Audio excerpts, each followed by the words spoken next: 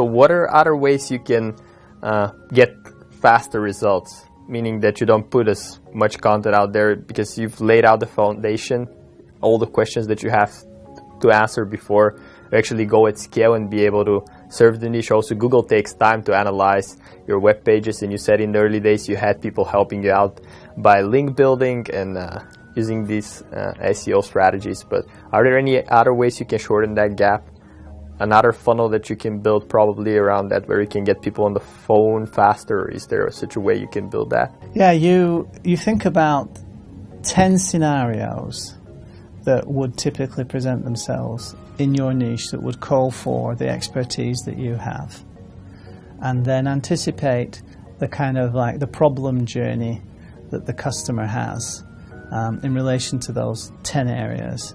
And then you produce 10 funnels using ClickFunnels that speak to those 10 areas, and then you market those 10 out into social media, and then wait for the relationships to come in. So that way you've got 10 bites of the cherry rather than no bite of the cherry for 6 or 7 months until you've got your content platform ready, and then you can go at it.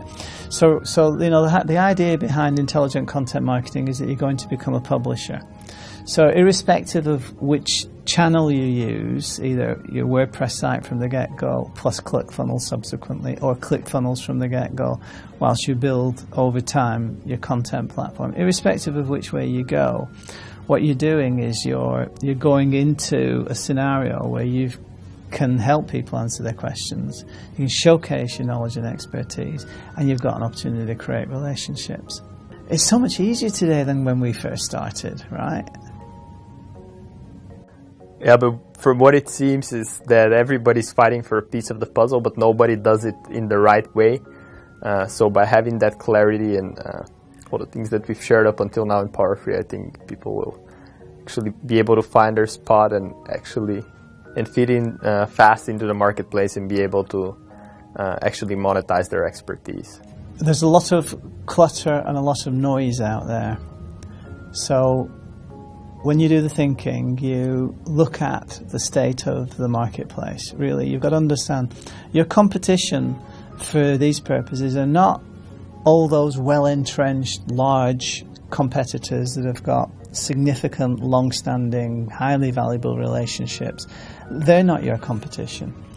Your competition is everybody else that's in this space that doesn't have any kind of compelling web proposition that answers questions and solves problems. If there's nobody that has got that kind of proposition in the niche that you're thinking after, it's yours. You just have to develop that content. Adopt the publisher mindset. Position your content so it answers questions and solves problems. I sound like a broken record now, I realise, but it's as simple as that. And then know that you've got the ability to connect with people, pay to play certainly, but it's not expensive in terms of the results that you can expect to get.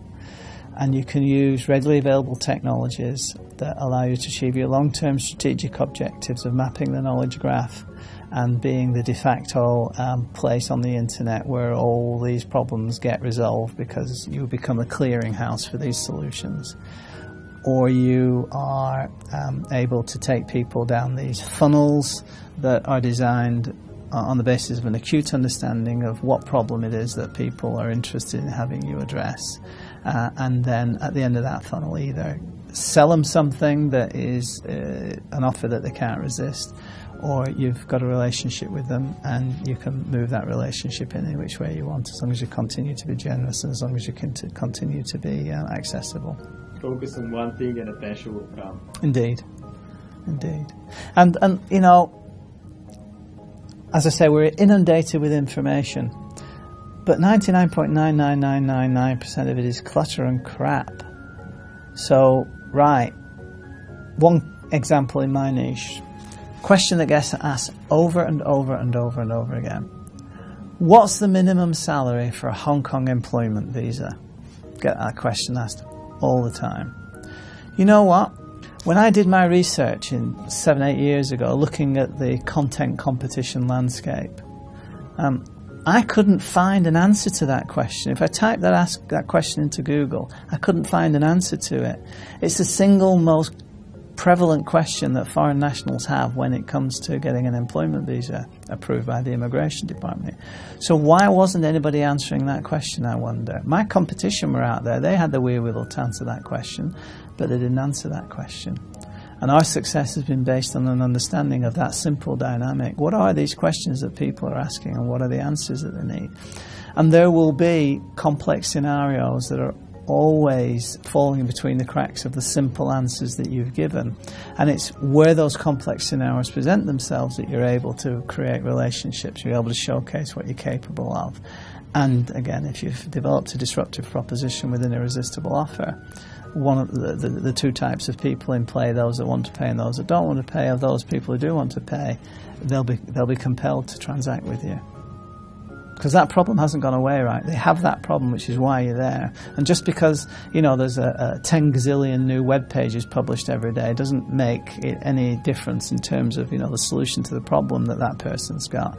If you're the only person answering that question, then you're in pole position to have a relationship with them and monetize the complexities which accrue, naturally in every area of professional activity.